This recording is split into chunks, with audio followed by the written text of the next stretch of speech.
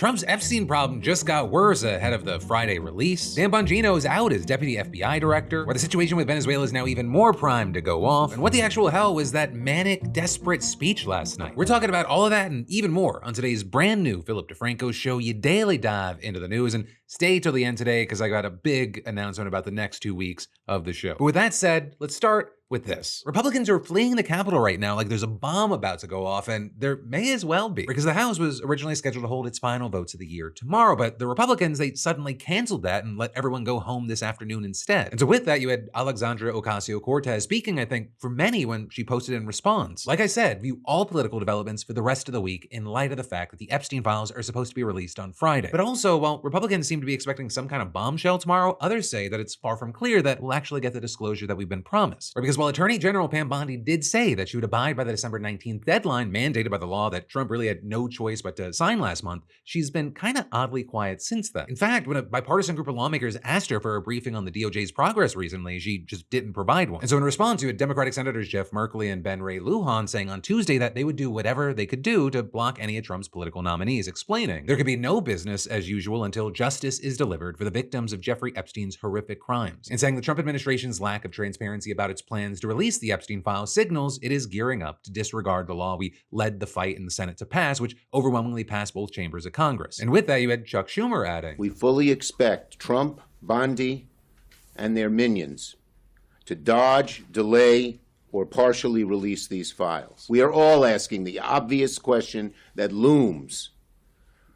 President Trump, what are you trying to hide?" With that, then bringing us to our main story here, and that is a bombshell update on what I'd like to call the curious misadventures of Don and Jeff. Or because the New York Times just published a wild investigation into their past relationship based on never-before-seen documents and interviews with 30 people from that time, many of whom have never spoken publicly before. And it gets just crazier and crazier, but where we'll start with is the basics. Trump and Epstein were close friends. And while, of course, we kind of abstractly knew that at least, this report, I mean, it goes beyond that. They reportedly went to each other's homes, offices, and businesses constantly. In fact, the bond apparently was so intense it left people who knew them with the impression that they were each other's closest friend. I mean, one of Epstein's assistants told the Times that the men talked at least 3 times a week during the mid to late 1990s. And another assistant added that those calls actually continued through the later years of their friendship, saying sometimes she even heard them because Epstein put Trump on speaker. Now with that specific person says that much of what they talked about was relatively innocent, right? Pageants, modeling shows, fashion trends, that kind of thing. And with that saying, in fact, Trump sometimes went on so long that Epstein would leave the room while he was talking. But then also a third assistant said that they frequently talked about sex and deliberately did so on speaker so that she would hear. Or with her recalling how Trump seemed to enjoy describing his sexual exploits and how Epstein seemed to delight in the calls making her uncomfortable. Things like the men discussing a woman's pubic hair and if there was enough for Epstein to floss his teeth with. On another call, Trump allegedly described having sex with another woman on a pool table. You know, these stories, they just keep coming and coming. Things like during a flight, Trump allegedly came on to one of Epstein's employees telling her he could have anyone he wanted. Another employee recalling that Trump occasionally sent over modeling cards for Epstein to peruse like a menu. You also had the Times reporting that Jill Harth, a former business partner who later accused Trump of sexually assaulting her at a party that Epstein also attended, saying that Trump once demanded that she provide him with access to a 17-year-old Czech beauty pageant contestant. And while we don't know what, if anything, happened there, you also had another contestant from Switzerland telling the Times that during that same event, one of Trump's employees asked her to meet privately with him in a suite upstairs, saying that when she arrived, Trump began groping her, kissing her, and trying to lift her dress, recalling, "I yelled, I screamed, I pushed him, he didn't want to give up." And with that, you had her friend corroborating the story, saying that she told him about it back in 2004, and there's a photo of her with Trump as well. Also at the same event, she says that Epstein introduced himself to her as Don's best friend, with that adding that she was confused because he didn't seem to be affiliated with the pageant, so she didn't understand why he had been allowed into the press luncheon. But she said Epstein allegedly continued telling her Don likes you very much, invited her to Mar-a-Lago, promised to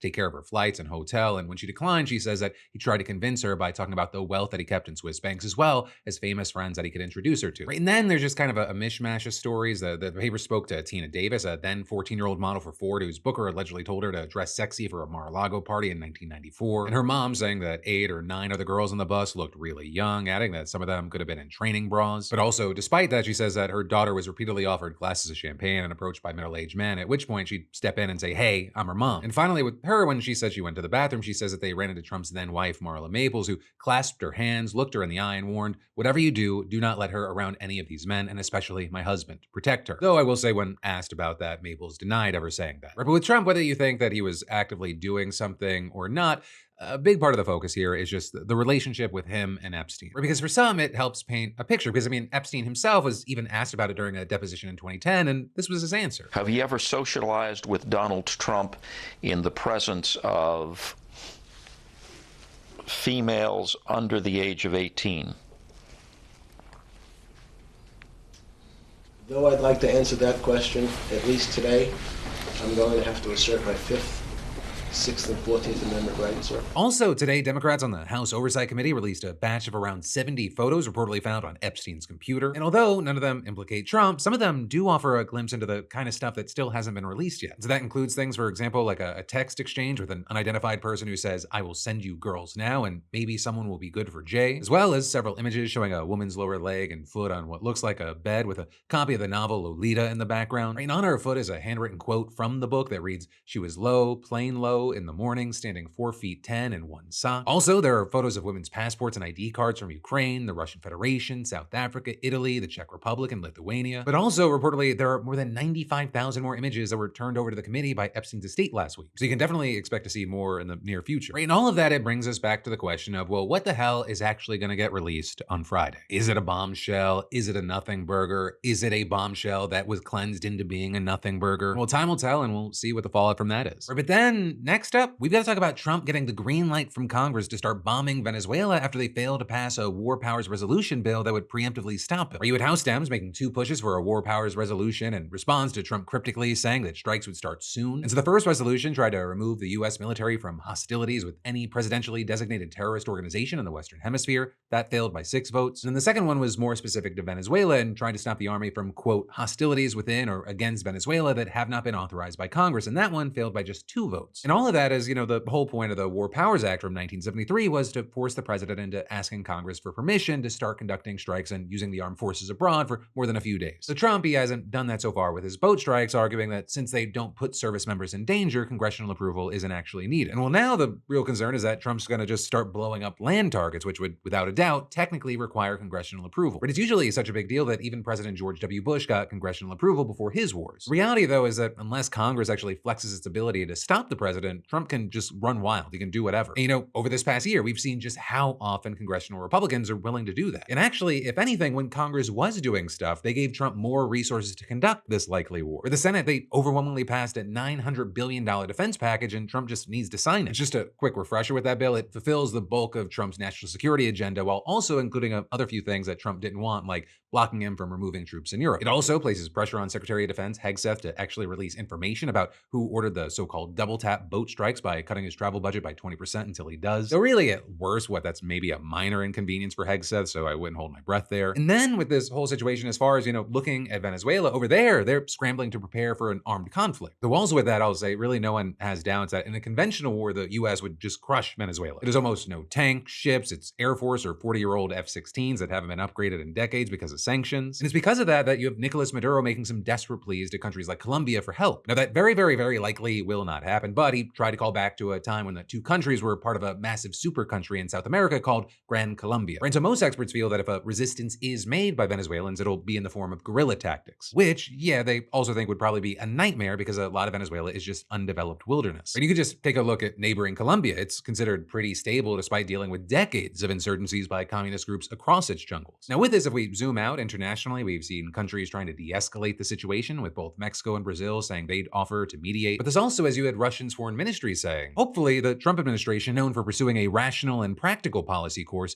will stop short of making a fatal mistake and refrain from escalating things down a path that may cause unpredictable consequences for the entire Western Hemisphere. Which, yeah, on one hand, this could get ugly fast, be a horrible nightmare that spirals out of control, but also, is the pot calling the kettle black? But also, we're gonna kind of have to just see what happens. Because, circling back to Congress, this was their last chance to stop Trump for a while as they're going on break for the holidays. And, as far as what's gonna happen from here, we'll see. My personal take is, I'm hoping for peace. I'm hoping for a de-escalation. But, it's also Trump. And so it wouldn't be completely out of character for him to, strike on Christmas and be like, hey, here's a Christmas present from Maduro. But then, official government accounts tweeting, AI Santa Claus launching a fucking, rocket launcher launcher, YMCA playing in the background. I gotta stop. I feel like I'm just giving them ideas, actually. But yeah, for now, we'll have to wait to see how this plays out. And I really would love to know not only your thoughts and reactions, but what are your predictions? Do you think that we are gonna see a strike? Are things gonna escalate, or is this kind of just saber rattling? And then we're gonna dive into even more news in just a minute. But first, let me say, New Year's panic, it's real when you open your fridge and it's just condiments and vibes. And that is why HelloFresh has been saving my weeknight sanity. For cooking at home, it's my way of pretending that I've actually got everything under control. And today's sponsor, HelloFresh,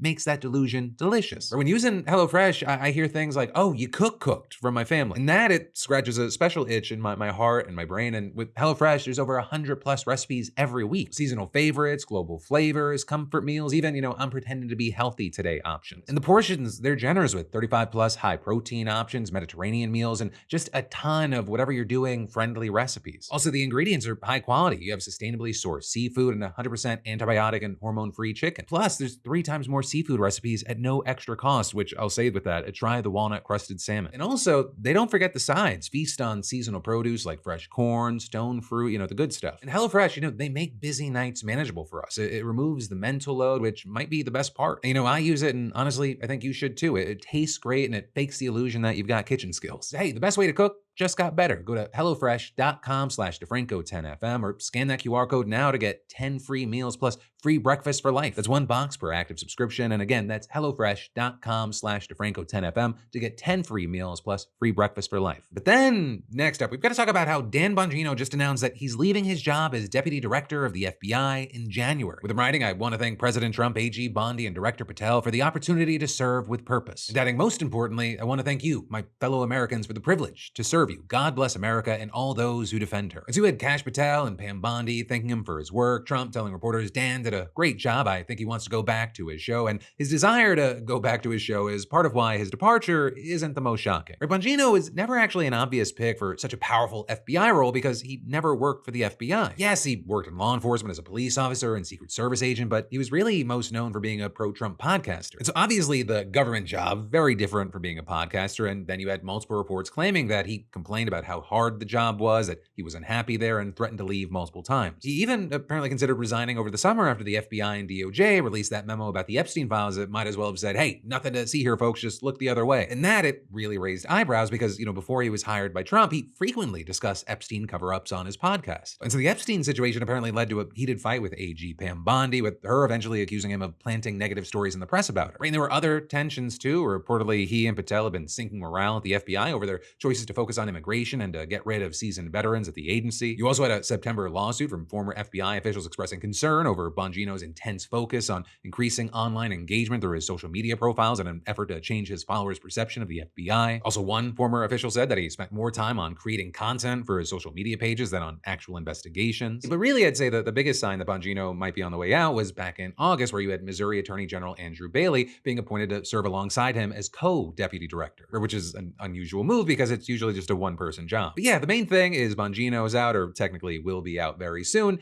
And it is interesting to take this as a moment to look at this administration, right? Because Bongino leaving, it is news compared to when you look at the first Trump administration. I mean, people were getting fired left and right, people just in and out that door. Whereas here and now in Trump 2.0, I mean, there have been scandals left and right, and seemingly no one's been getting kicked out. So this is more of kind of an outlier situation. But then next up in the news today, what the hell was that? Right, that was the general reaction to Trump's primetime speech last night. It was so bizarre, desperate, and unnecessary that Matt Walsh and I agreed on something. Or with even one of the president's most ardent supporters saying that was perhaps the most pointless primetime presidential address ever delivered in American history. And you've got many saying that speech was evidence that he's starting to really feel the slump in his approval ratings. Granted, it was one of his shorter ramblings, coming in at only 18 minutes, so I will say he was like saying the same stuff, but just louder and faster. It was like his brain realized like this is so boring and the same stuff that it selected the 1.5x setting like a YouTube video. And while you had many tuning in because there had been murmurings, you had Tucker Carlson out there saying that there is a chance he's going to be announcing that we're at war at Venezuela, he really like just did the same speech he's been giving for a year. He opened by talking about how horrible, no good, awful, and terrible things were under the Biden administration, saying, before him, America was riddled with corruption, the woke were indoctrinating children, there was so much war, and of course illegal aliens are ruining everything. But adding, now we're the hottest country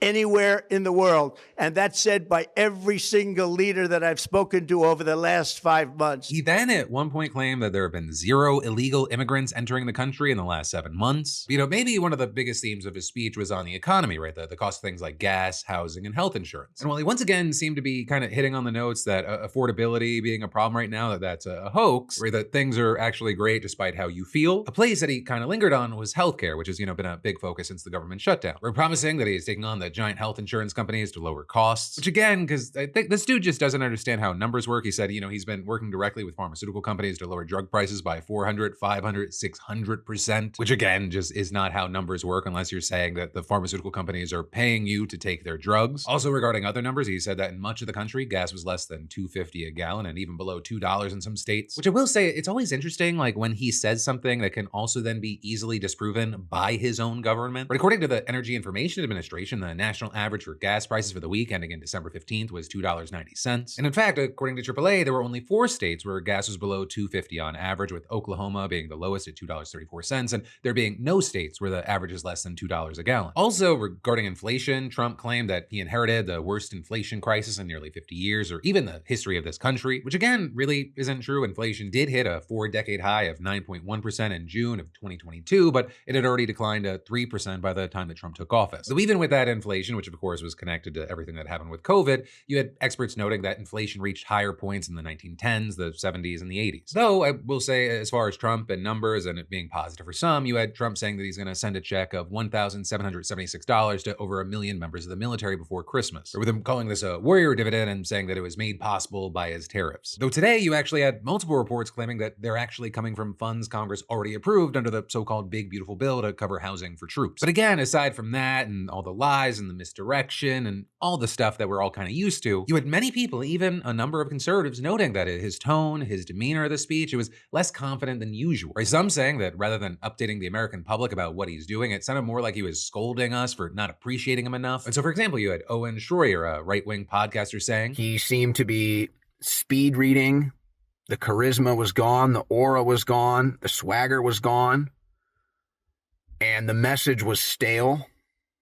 There was nothing new. Meanwhile, you had The Guardian comparing him to Scrooge and calling this the bah humbug speech. And the general consensus was that he seems to be starting to feel the sting of his falling approval ratings. Right? The latest polling shows that only 36% of Americans approve of how Trump's handling the economy. And all of this, while according to some reports, Donald Trump might not have even wanted to do the speech last night, with now reports noting that a journalist in the room said that right after the speech, Trump said Susie Wiles told him he had to give an address to the nation, which, sounds more like a school kid who's angry he's not getting to play some Xbox and instead is having to do a school project. But hey, for now with this, I'd love to know your thoughts and reactions, whether you agree or disagree with the takes that you've been seeing, especially if you're one of the people who, like myself, were essentially clickbaited into watching this guy speak last night. But then finally, as we wind things down today, I want to end on a congratulations and one very, very important thing. So we'll start with a congrats to Alana T, SeatGeek's latest weekly winner, who just scored $500 in tickets and is going to go to Mariah Carey's Christmas show in Vegas. And for the rest of y'all, that's right, SeatGeek is still giving away $500 in tickets, and you should definitely enter today if you haven't already. I mean, you could be the next winner and snag $500 towards seeing your favorite artist, sporting event, or play. I mean, there's like over 70,000 events to choose from. And all you got to do is just add code DeFranco to your SeatGeek app profile for a chance at the weekly $500 prize. No purchase necessary. With that said, it brings us to the big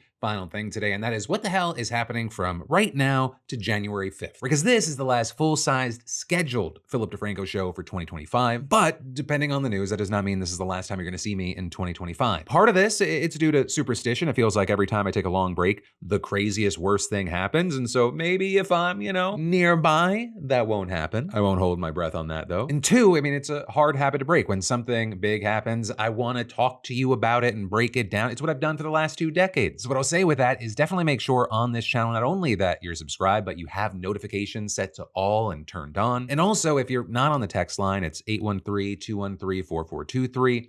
Text me, sign up, get on it. Because in addition to putting out a video if something big happens, over the break, I do want to test out some DeFranco live streams where, yes, we talk about the news, but also where I can interact with you more than, I don't know. Sometimes it's really hard to see what's actually happening and what people think, because there's just been such a jump in bots everywhere online lately. And, I think it could scratch that PDS itch, but also be more interactive. But yeah, hopefully that makes sense. I didn't make it too confusing, because this is the end of the show, though you've got more just a click away. Or you've got a brand new episode of to my podcast that just dropped, Crashing Out, with myself and Alex Perlman. That was a great time. I think you'll enjoy watching and listening. And or if you missed last night's Philip DeFranco show, definitely check that out. But whatever you do, let me just say thank you for watching. I love yo faces, and I'll see you here soon. Turn on those notifications and text me on the text line.